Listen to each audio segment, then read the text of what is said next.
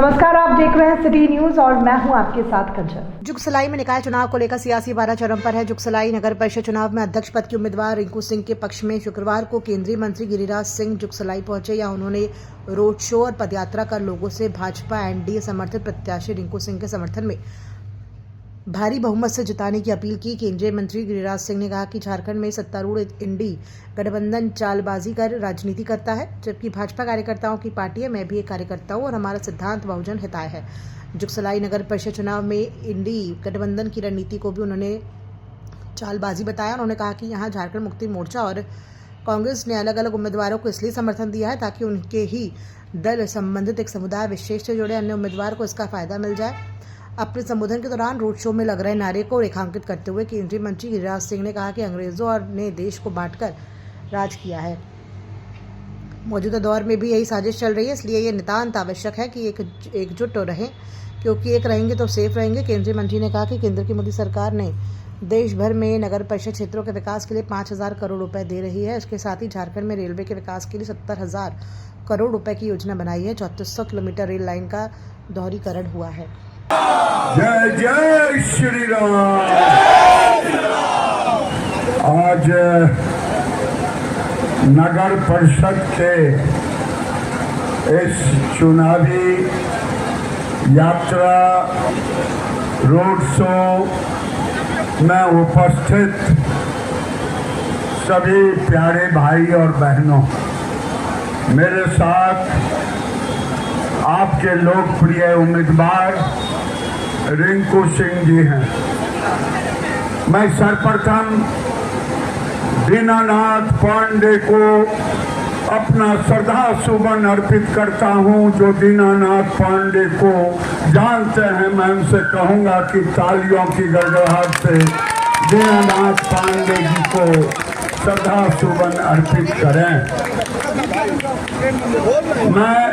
पत्रकारों ने मुझसे पूछा कि गिरिराज जी भारतीय जनता पार्टी के नेता यहाँ क्यों आ रहे हैं, दूसरी पार्टी तो कोई नेता आ नहीं रहा है। मैंने कहा कांग्रेस पार्टी इंडी गठबंधन चालबाजी से राजनीति करता, भारतीय जनता पार्टी एक कार्यकर्ताओं की पार्टी है। मैं भी कार्य करता हूं। हमारा सिद्धांत है चेहरे बती चेहरे बती चेहरे बती। मैं अगर आपसे कहूं, ये नरेंद्र मोदी की सरकार जिसने समाज के हर वर्ग के लिए जब भी कोई ऐसा विषय आया, आपके सामने अभी अगर यूजीसी का मामला आया, उसके पहले ओबीसी का मामला आया, उसके पहले शेड्यूल कास्ट का मामला आया, नरेंद्र मोदी जी ने गंभीरता से शेड्यूल कास्ट को भी उतना ही सम्मान दिया जितना ओबीसी को दिया, जितना उच्च वर्गों को दिया। और कोर्ट में स्टे हो जाने के बाद अब यूजीसी पर अब कोई राजनीतिक नहीं होगा। दूसरी बात, आज 4 दशक के बाद मुझे बताया गया कि चुनाव हो रहा है। मैं 2 बात और कहूंगा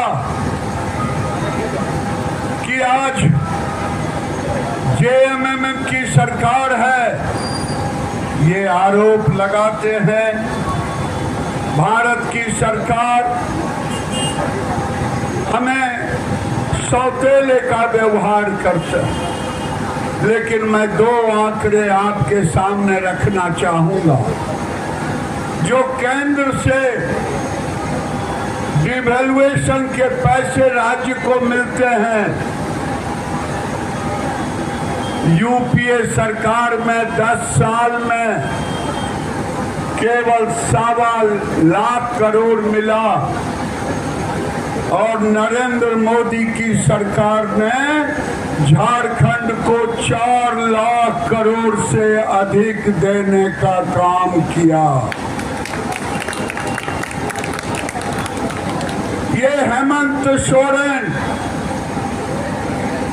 इस राज्य के अंदर घुसपैठियों के बल पे सरकार चलाना चाहते हैं और यहाँ राजनीति देखिए। जेएमएम ने अपना उम्मीदवार दिया है, कांग्रेस ने भी अपना उम्मीदवार दिया है। हिंदुओं के वोट बटे और एक समाज का वोट बटे और असली उम्मीदवार उनका जीत जाए। क्या आप उसे सफल होने देंगे? क्या उनकी इस चाल को सफल होने देंगे?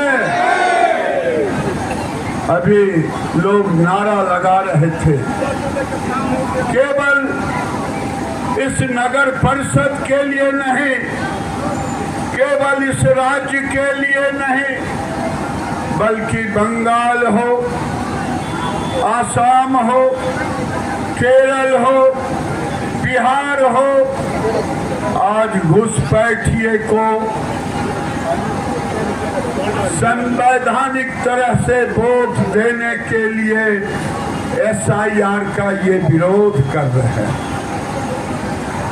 क्या विदेशी नागरिकों को वोट देने का अधिकार होना चाहिए? मैं लोगों से जानना चाहता हूं, हो या नहीं में जवाब दें। ये आज यहाँ भी ये सवाल उठ रहा है कि एसआईआर का हम विरोध करेंगे। नरेंद्र मोदी की सरकार केवल 4 लाख करोड़ से ऊपर डेवलुएशन का पैसा ही नहीं दिया, बल्कि रेलवे के विकास के लिए 70,000 करोड़ की योजनाएं चल रही।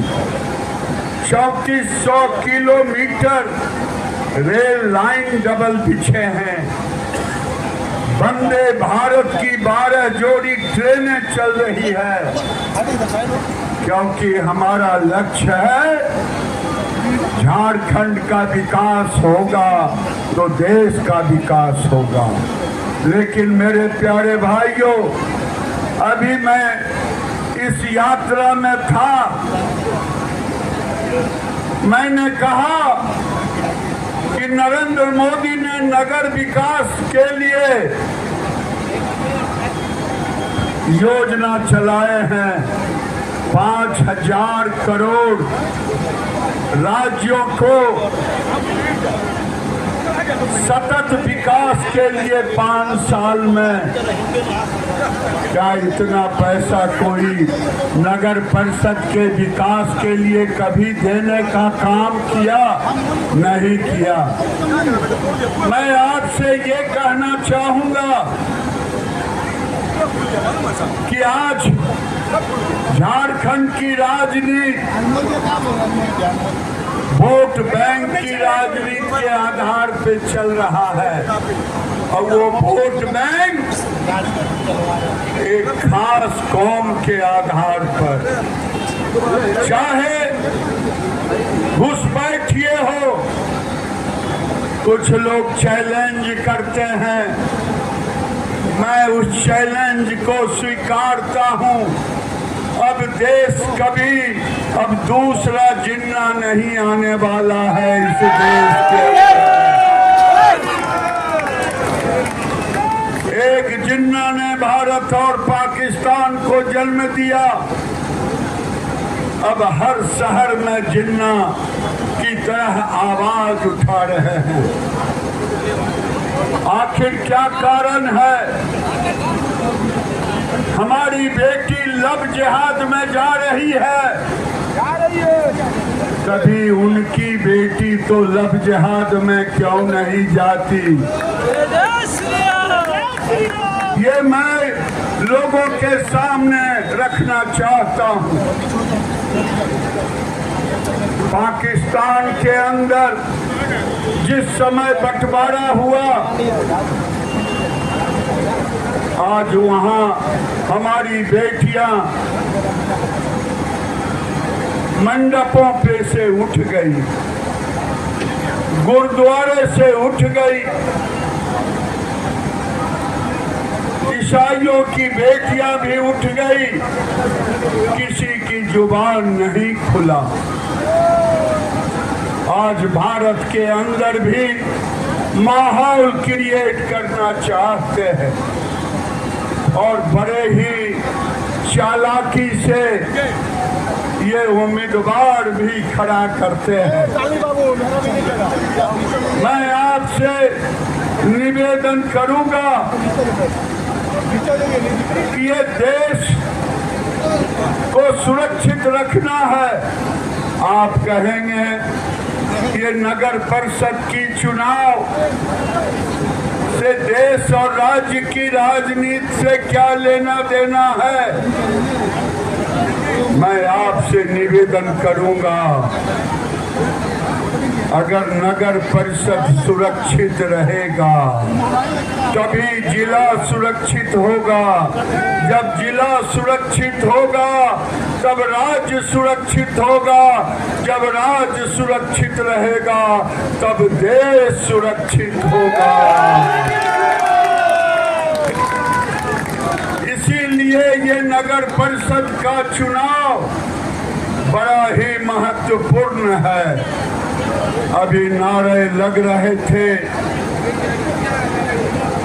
मैं गंभीरता से कह रहा हूं, मेरे भाइयों, इसे राजनीतिक नारा नहीं समझे, बल्कि जैसे आजादी की लड़ाई में वंदे मातरम,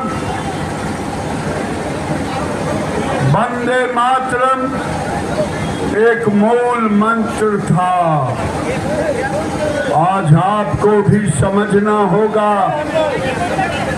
आज आपको भी समझना होगा।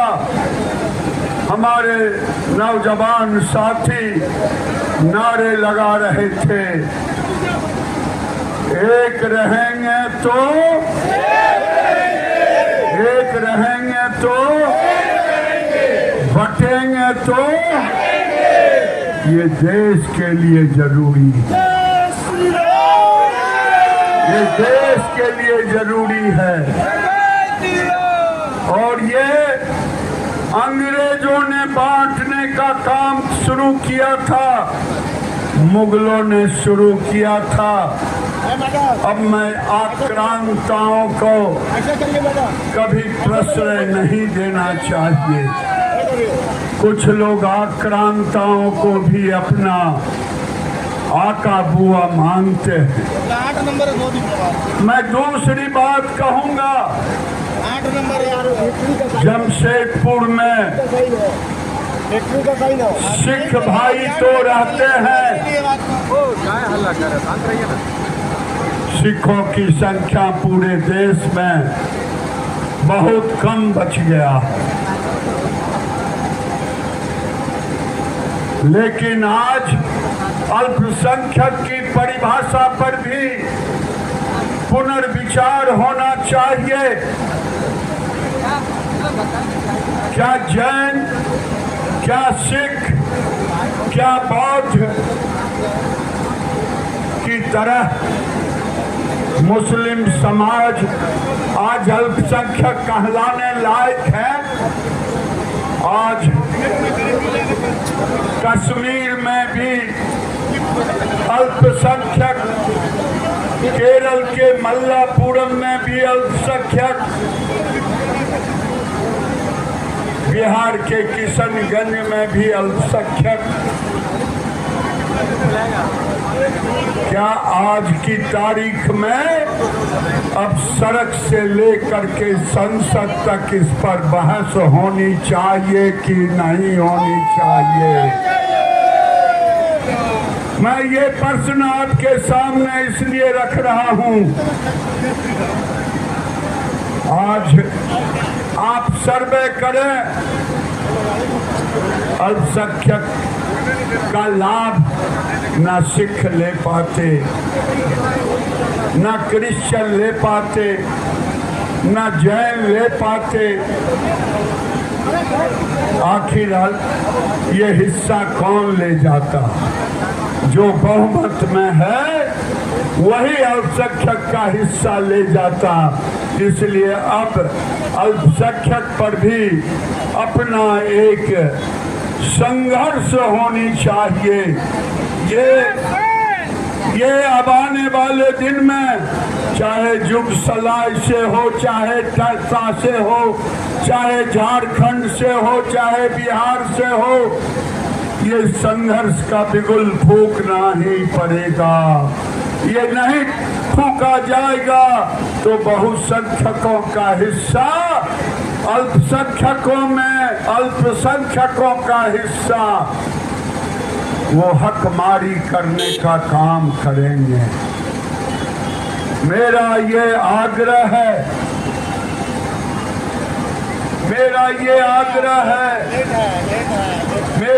आग्रह है कि रिंकू सिंह को ईंट छाप पर मोहर लगा करके विजय बनाएं और रिंकू सिंह को भारी मतों से विजय बनाएं।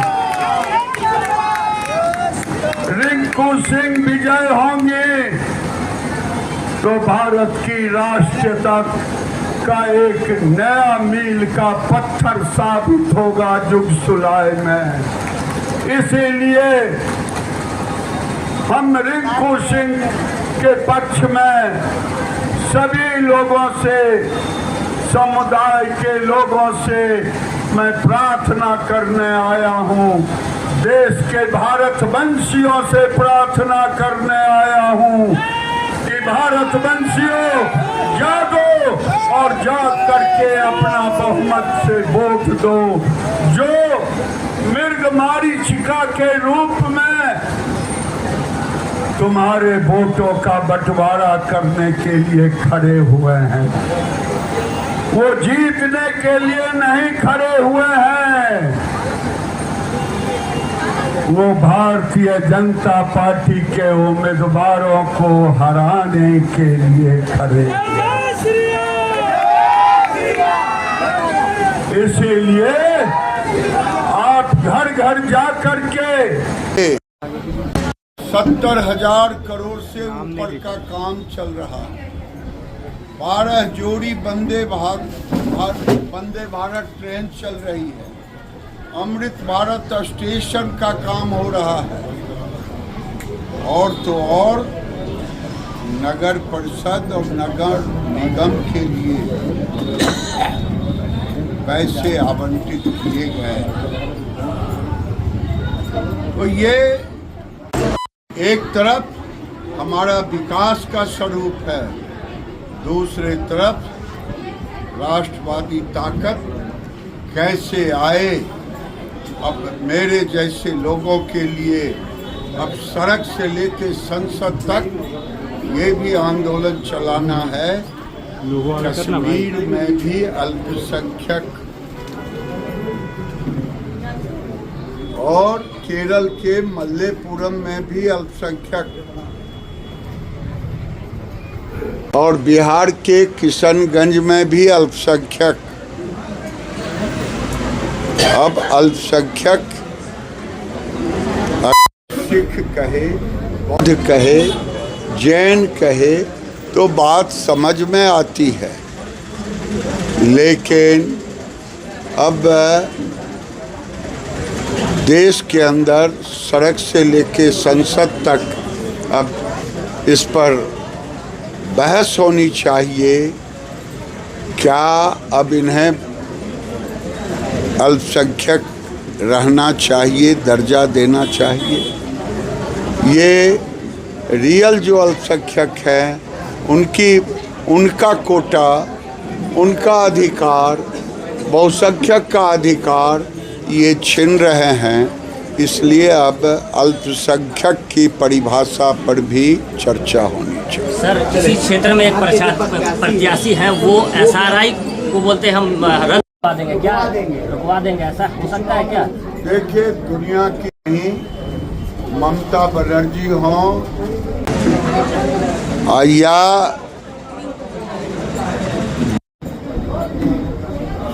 शिबू सोरेन जी तो नहीं रहे, वो आदिवासियों की रक्षा के लिए आए थे, लेकिन उनके लड़के बांग्लादेशियों की रक्षा के लिए जो आए हैं।